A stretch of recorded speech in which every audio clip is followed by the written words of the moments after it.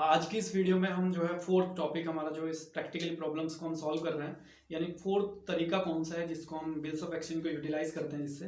यानी पहले में हमने क्या किया था कि retain the bill till due date. अगर ड्रॉयर जो है उस बिल को अपने पास ही रखता है, उस पर बेस्ड हमने क्वेश्चन किए थे। अकाउंटिंग ट्रीटमेंट किस तरीके से होता है वो हमने सीखा। उसके बाद अगर वो उस बिल को क्या करता है, डिस्काउंट करा लेता है बैंक से, तो क्या होगा। और थर्ड में हमने एंड्रोजमेंट ऑफ अ बिल, यानी अगर वो थर्ड पर्सन को एंड्रोज कर दे बिल तो क्या होगा।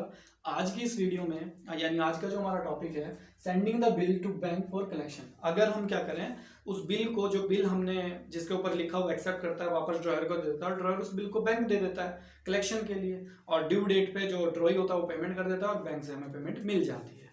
तो देखिए इस पर बेस्ड क्वेश्चन है, Mohan Singh draw a bill, यानी यहाँ पर सेल किया होगा, यानी मोहन ने इसको सेल किया होगा जगत को, और उसके ऊपर एक बिल, यानी वो लाइन यहाँ पे नहीं लिखी हुई है इस क्वेश्चन में, तो सीधा लिखा है कि Mohan Singh draw a bill on जगत, कि मोहन ने जगत के ऊपर एक बिल लिखा 1000 का, जो कि पेबल था 2 मंथ्स आफ्टर डेट, यानी जिस डेट पे बिल लिखा उसके 2 महीने बाद वो पेबल था, यानी 2 महीने बाद जगत पेमेंट करेगा।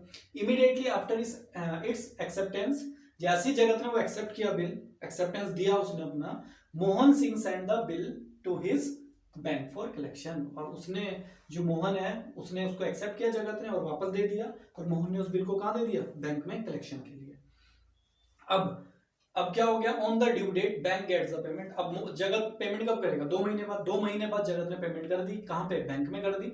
बैंक गेट्स द पेमेंट और make the entries in the books of all party. जब पेमेंट करेगा 2 महीने बाद उसको पेमेंट तभी मिलेगी, है ना। तो देखिए यहाँ पर, देखिए कई बच्चे क्या होते हैं, कंफ्यूज हो जाते हैं डिस्काउंटिंग वाले में और कलेक्शन वाले में, क्योंकि उसमें भी हम बिल को बैंक भेज रहे हैं और यहाँ पे भी बैंक भेज रहे हैं। अब दोनों में डिफरेंस क्या है, डिस्काउंटिंग में जब हम बिल को बैंक भेजते हैं तो हमें पेमेंट उसी दिन मिल जाती है।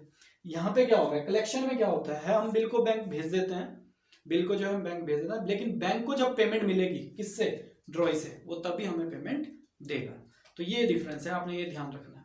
तो चलिए आज देखते हैं।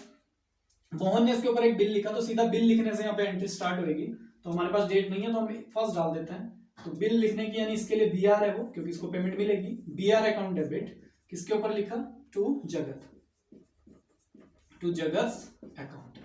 कितने का बिल है, 1000 का, ये 1000, ठीक। उसके बाद इसने वो बिल को एक्सेप्ट किया होगा, और किसने लिखा वो बिल, मोहन ने। तो Mohan account debit, Mohan account debit to bills payable, to bills payable account, और 1000।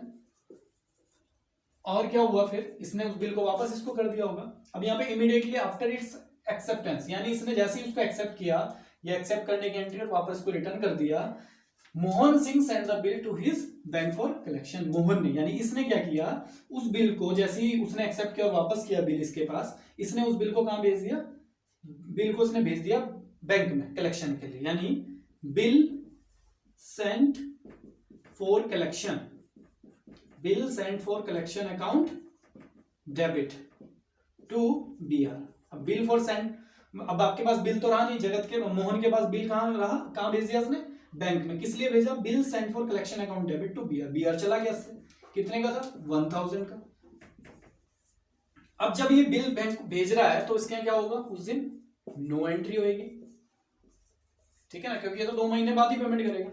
अब क्या हुआ, ऑन द ड्यू डेट। अब ड्यू डेट कब आएगी, जिस दिन बिल लिखा उसके ठीक 2 महीने बाद की बात वो कर रहा है। On the due date bank get the payment, यानी इसका मतलब इसने पेमेंट की, इसने पेमेंट बैंक में की होगी, तो bills payable account debit to bank या कैश अकाउंट। आप बैंक भी लिख सकते हैं, कैश भी लिख सकते हैं, 1000। अब ये पेमेंट कहां चलेगी, बैंक में। क्योंकि बैंक में क्यों जा रही है, क्योंकि इसके पास वो BR है नहीं, BR कहां पे डाला हुआ है इसने, बैंक में। तो इसने बैंक में पेमेंट की, और यहाँ लिखा है बैंक गेट द पेमेंट, यानी बैंक को पेमेंट मिल गई। जब बैंक को पेमेंट मिल गई तो बैंक इसको पेमेंट करेगा, यानी थर्ड नंबर पे यहाँ पे क्या बन जाएगी, कैश अकाउंट डेबिट। इसके पास कैश आएगा, कहां से आया, to bill sent for collection, जो बिल इसने कलेक्शन के लिए भेजा था, उस बिल के थ्रू इसके पास कितने रुपए आ गए, 1000। बस इसमें इतना करना है, और बाकी इसमें कुछ नहीं होना, सिंपल सा क्वेश्चन था।